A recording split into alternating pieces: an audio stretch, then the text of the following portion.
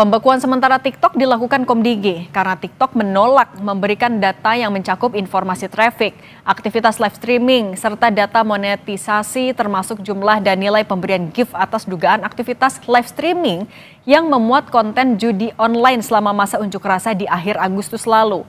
Benarkah pembekuan izin TikTok semata-mata untuk berantas judol atau ada hal lainnya? Kita bahas bersama anggota Komisi 1 DPR fraksi PKB Oleh Soleh dan juga ada Direktur Eksekutif Amnesty International Indonesia Usman Hamid. Selamat petang semuanya. Selamat petang, Cindy. Oke, Kang Oleh, TikTok kan bilang punya prosedur internal sendiri dalam menanggapi permintaan data. Komdigi sendiri rujukannya adalah peraturan menteri. PSS swasta wajib beri akses sistem data elektronik untuk pengawasan. Nah, saat ada tarik-menarik kebijakan seperti ini, tepatkah pembekuan sementara yang diambil pemerintah? Saya rasa DPR mengapresiasi ketegasan Komdigi dalam menjalankan undang-undang maupun peraturan yang berlaku di Indonesia, terutama dari sisi soal penyelenggaraan sistem elektronik dan juga penyelenggaraan media sosial ya.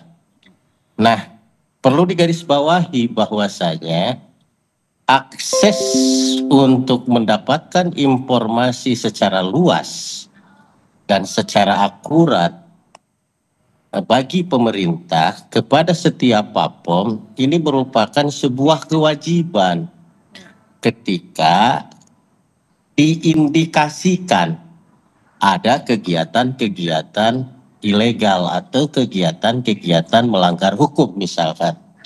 Nah, oleh sebab itu rasa-rasanya kita harus mendukung pemerintah dalam membangun ekosistem digital yang kondusif, ekosistem digital yang edukatif, ekosistem digital yang mempersatukan, bukan malah mempecah belah. Nah, oleh sebab itu sekali lagi DPR mendukung 100% atas tindakan Komdigi dalam rangka pembenahan. Ini garis bawahinya adalah dalam rangka pembenahan bagaimana tidak ada lagi platform-platform yang memberikan ruang kepada para pelaku cybercrime lah misalkan. Nah ini enggak. Kalau misalkan ada pertanyaan lagi, bagaimana dengan pihak-pihak yang merasa dirugikan? Mereka live untuk berdagang, mereka live untuk talent-talent yang lain. Saya rasa masih ada platform digital di Meta, ada di YouTube kah, ada di Facebook kah, ada di IG kah, kan masih ada. Oke. Mereka masih bebas untuk live di platform-platform yang taat pada aturan Indonesia. Oke, kalau gitu saya ke Mas Usman dulu ya. Nah, Mas Usman, kalau Komdigi kan bilangnya TikTok hanya memberikan data parsial soal aktivitas TikTok di 25 sampai 30 Agustus 2025. Salah satunya yang disoroti adalah soal aktivitas live streamingnya yang diduga terindikasi adanya aktivitas judi online. Ini langkah yang tepatkah sebenarnya? Anda melihat ada hal lain, alasan lain nggak dari dari upaya yang dilakukan oleh pemerintah ini? Ya, sebenarnya kalau memang tujuannya adalah untuk mengetahui apa yang terjadi di dalam demonstrasi dan kerusuhan akhir Agustus itu memang cukup positif ya. Tetapi apakah permintaan Komdigi misalnya diletakkan di dalam kerangka penyelidikan untuk mengungkap peristiwa kerusuhan yang bersifat pro justisia? Misalnya, apakah memang penyelidikan yang dilakukan oleh pemerintah saat ini dimaksudkan untuk memeriksa seluruh percakapan atau percakapan tertentu termasuk siaran langsung di TikTok yang memang berhubungan dengan terjadinya kerusuhan? Kalau iya, apakah memang ada misalnya upaya hukum yang lebih resmi ditempuh oleh pemerintah? Sebenarnya pemerintah bisa mengupayakan melalui katakanlah penetapan pengadilan atau perintah pengadilan agar di dalam permintaan akun-akun yang katakanlah dianggap melakukan pelanggaran dalam konteks siaran langsung atau percakapan lainnya yang berhubungan dengan demonstrasi dan kerusuhan itu betul-betul bisa diperiksa dengan baik untuk kepentingan keadilan, untuk kepentingan proses hukum. Yang kedua adalah kepentingan hak asasi manusia dari para pengguna TikToknya juga harus dijaga. Baik itu dalam konteks kebebasan berekspresi maupun juga dalam konteks misalnya menjalankan kegiatan-kegiatan ekonomi masyarakat. Gitu. memang benar ada platform lain yang bisa dipakai, tetapi platform TikTok dipandang paling efektif karena kecepatannya dan karena persebarannya yang sudah sangat luas di Indonesia. Tapi sekali lagi, sebenarnya kalau memang pemerintah ingin menelusuri komunikasi, percakapan, atau siaran langsung di dalam live TikTok, di dalam aksi unjuk rasa dan dan kerusuhan di akhir Agustus itu, sebaiknya diletakkan di dalam kerangka penyelidikan. Nah, kami sebenarnya masih berharap pemerintah membentuk tim gabungan pencari fakta. Tim gabungan inilah yang bisa jadi dasar bagi pemerintah untuk mengajukan upaya, katakanlah, permintaan data yang sifatnya pribadi dan diwajibkan untuk dijaga oleh TikTok bisa dikecualikan melalui perintah pengadilan. Mas Usman menegaskan dulu, artinya tapi ini tidak hanya sebatas untuk menelusuri aktivitas judul aja, lebih dari itu ya? Saya kira kalau misalnya aktivitas judul dihubungkan dengan demonstrasi, dengan unjuk rasa, saya kurang melihat ada korelasinya atau kausalitasnya gitu. Saya duga ini berhubungan dengan keinginan pemerintah untuk mencari tahu akun-akun mana saja yang mendapatkan keuntungan dengan live streaming itu, dan juga menjadi bagian dari operasi pengkondisian opini publik, termasuk menyulut ketegangan dan menyulut kerusuhan di masa itu. Nah, tapi itu semuanya adalah bersifat hipotesa. Nah, seluruh hipotesa itu harus diletakkan dalam kerangka hukum karena dia menyangkut pembatasan hak para pengguna, menyangkut pembukaan data-data pribadi para pengguna oleh platform terbesar. Nah, platform besar seperti TikTok atau yang lainnya itu kan diikat oleh kewajiban untuk menjaga kerahasiaan data-data para penggunanya.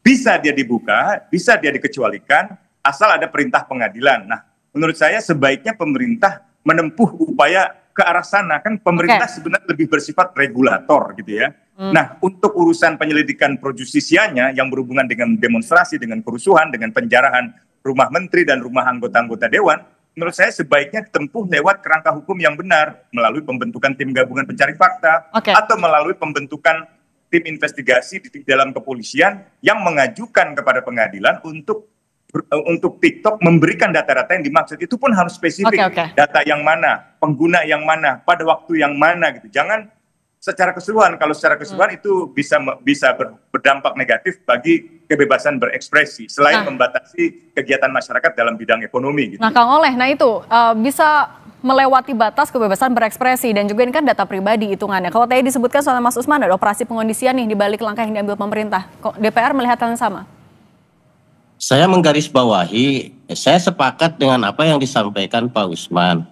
Kalaulah memang ini tujuannya untuk mencari sebuah fakta kegiatan ilegal dengan alasan bahwa dalam rangka ini mengungkap kebenaran. Kalaulah memang misalkan harus ada putusan hukum dulu, lalu kalaulah ini sebagai delik aduan, kita kan harus berbasis data. Datanya yang mana? Pertanyaannya adalah bagaimana kita dalam hal ini mungkin Komdigi, dalam hal ini mungkin polisi, lalu bisa memilah mana-mana yang kegiatan-kegiatan yang normal, mana-mana yang kegiatan yang melanggar hukum.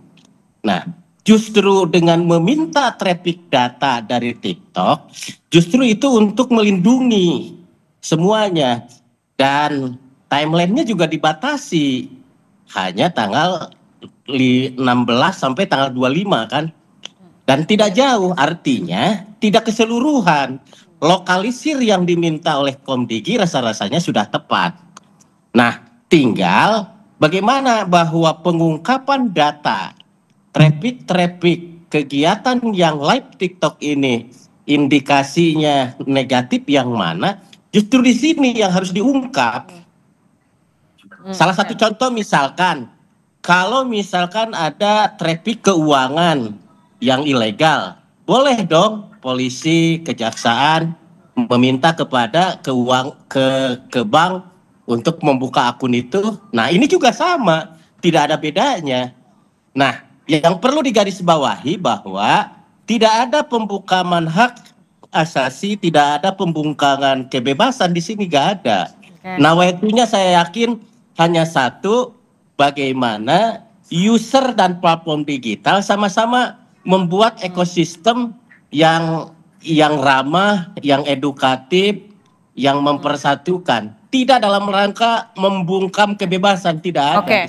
Oke, niatnya tidak ada ke sana. Tapi Kang, ini kan langkah yang diambil adalah pembekuan sementara. Memang masih bisa diakses TikToknya. Tapi kan dari peraturan menteri kalau sebuah PSE tidak ada izinnya bisa dapat sanksi sampai pemblokiran. Sementara itu salah satu platform yang dinilai efektif buat dagang, untuk sosial juga. Apa yang DPR bisa lakukan terkait dengan ini agar tidak ada imbas lebih jauh? Saya rasa timeline waktu juga harus ada tentu. Karena memang kalau memang TikToknya tidak kooperatif, ya saya rasa bisa dilakukan pembekuan permanen kalau tidak kooperatif.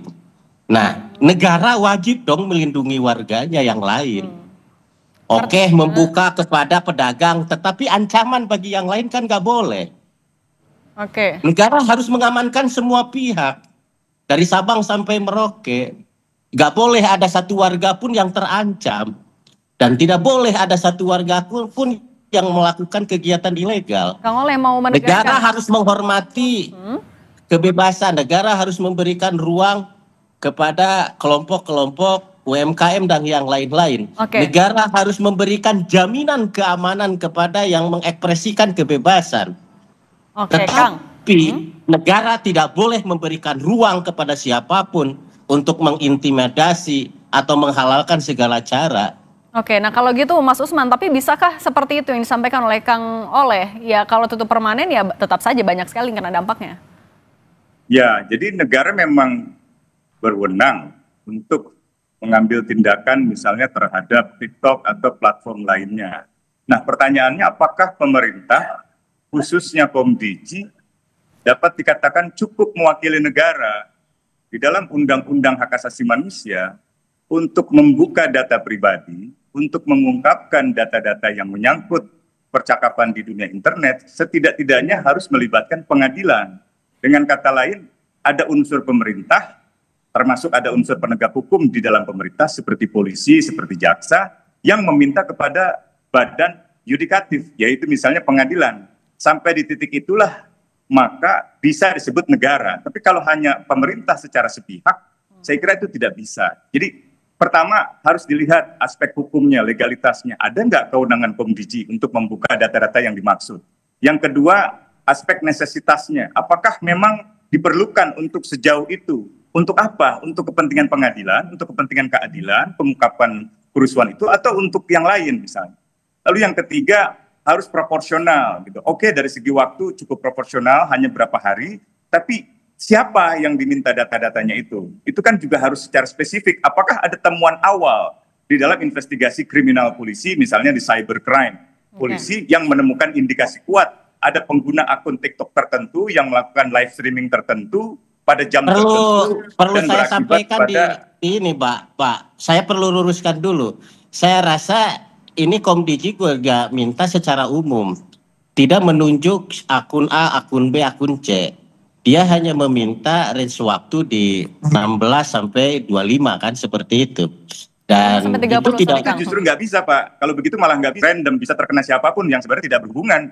Itulah sebabnya perlu ada upaya terlebih dahulu dari pemerintah, misalnya melalui kepolisian, untuk melakukan penyelidikan awal, untuk melakukan investigasi awal. Kan ketika pemerintah menunjukkan, oh tanggal 17 sampai tanggal 25, itu pasti ada dasarnya. Kenapa tanggal-tanggal itu yang dipilih gitu? Apa dasar persoalannya? Polisi sedang melakukan penyelidikan kan hari ini, dan sudah ada beberapa orang yang ditetapkan tersangka. Saya punya husnudon yang baik, mungkin saja ini ada kaitannya. Siapa pengguna-pengguna TikTok? Hari ini mungkin pemerintah tidak bisa mengumumkan secara general untuk menjaga kerahasiaan dalam rangka penyelidikan pembuktian supaya tepat. Nah, mungkin ini juga bagian daripada yang ditemukan hasil penyelidikan yang sekarang sudah ditetapkan sebagai tersangkanya. Artinya bahwa nawaitu Komdigi adalah positif. Bagaimana membuat ekosistem digital yang diselenggarakan oleh PSE dalam hal ini Bapom, tolong dong jaga NKRI, tolong dong persatukan Indonesia, tolong dong jangan lakukan ilegal-ilegal. Kan seperti itu. Nah, ya itu lagi-lagi polisi lah yang seharusnya mengajukan itu, gitu ya. Sebaiknya kalaupun mau pemerintah sampai tingkat polisi tidak bisa menekdown, Pak. Ya. Polisi tidak bisa menekdown. Memang nggak bisa. Itu harus. Nggak bisa. Harus Yang bisa perintah. menekdown itu adalah Komdigi. Polisi di ranah Ya, pidananya. Komdigi Ya, di bidang platformnya. Kalau polisi masuk ke platform itu salah kamar dong.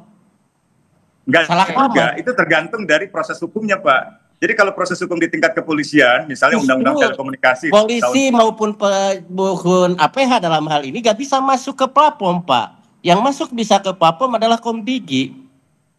Nah itu bukan itu maksud saya, bukan itu maksud saya. Jadi kalau misalnya ada dugaan perbuatan kriminal, kalau tadi kan Anda mengungkapkan kata-kata yang terlalu abstrak, NKRI, persatuan, itu terlalu abstrak, itu terlalu retorik gitu. Dia harus dituangkan ke dalam satu permintaan yang spesifik gitu. Oke, nah kalau gitu mungkin Kang Oleh merangkum lagi ya dengan berbagai kritiknya, dengan berbagai dampak yang mungkin bisa terjadi, Kang Oleh. Ya itulah yang saya khawatirkan. Nah, Kang Oleh, artinya bagaimana, singkat saja, bagaimana Komisi 1 akan menjaga agar apa yang diminta oleh Komdigi tidak akan lebih dari kewenangannya? Saya rasa DPR pasti akan mengawasi sejauh mana kewenangan Komdigi. Pertanyaannya, siapa yang bisa memberhentikan, membuka, mengizinkan, menutup adalah Komdigi. Siapa yang bisa menekdown daripada akun-akun ilegal? Bukan siapa-siapa, Komdigi. Polisi, kejaksaan bisa mendapatkan data dari Komdigi. Betul kan? Nah, bagaimana kalau misalkan hari ini terjadi program bagaimana agar kegiatan-kegiatan ilegal yang bulan lalu ini bisa diketahui motifnya apa, siapa sponsornya, ini baik. Nah, lalu tidak kooperatif. Saya rasa DPR mendukung dong terhadap Komdigi sepanjang nawaitu pembatasan itu adalah dalam hal untuk nawaitunya memperbaiki platform digital dan tentunya membuka akses siapa pelaku-pelaku yang melakukan ilegal. Oke, Mas Usman silakan menanggapi singkat saja, Mas Usman. Ya, singkat saja. Jadi saya kira karena itu menyangkut pembatasan informasi, pengungkapkan data-data pribadi, sebaiknya ditempuh lewat proses hukum. Jadi pemerintah tetap menjadi regulator, kecuali kalau di dalam perjanjian antara pemerintah dengan TikTok ada klausul-klausul yang memungkinkan pemerintah atau katakanlah untuk melakukan pembekuan semacam itu tanpa perintah pengadilan. Tapi kalau tidak ada klausul itu, sebaiknya diupayakan lewat pengadilan supaya pemerintah juga bisa mempertanggungjawabkan perbuatan itu dan pemerintah tidak dianggap melanggar kebebasan berekspresi, tidak dianggap melanggar hak-hak masyarakat untuk menggunakan platform TikTok sebagai sarana usaha mereka secara ekonomi. Demikian mungkin. Baik, Mas Usman Hamid, Direktur Eksekutif Amnesty International Indonesia, dan Kang Oleh Soleh, anggota Komisi 1 DPR RI, fraksi PKB, terima kasih sudah berbagi bersama kami. Saya salut semuanya.